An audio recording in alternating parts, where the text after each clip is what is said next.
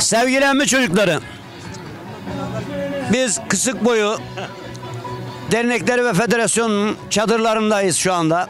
Bizi misafir ettiler. Gerçi ben Yörük çocuğum ama Yörük'ün, Türkmen'in bütün çadırları benim yani. Benim öyle derneğim yok. Hepsinin derneği benim yani. Yani dernek ayırt etmek bence yanlış yani. Çünkü hepimiz akrabayız, emmi çocuğuz. Bana da şimdi yalandan bir şiir okumak düştü bu çadırda. Bir şiir okuyacağım bakalım. Dırmana dırmana yürüdük yolu, zirveye ulaştı kardeşlik turu. Candaş oldu candaş Oğuz'un soyu, Yörüktür, Türkmendir aslımız beyler.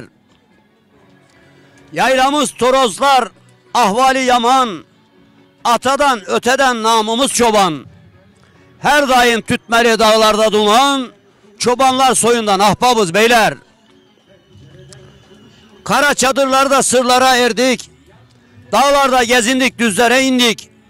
Davarı sattık da ilime döndük. Eğitmen olmuştur soyumuz beyler.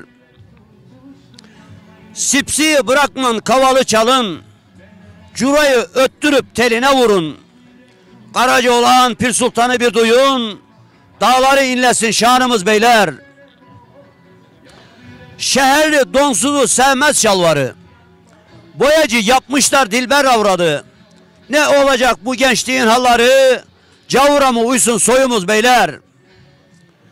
Kendine bakmazsın ele uyarsın.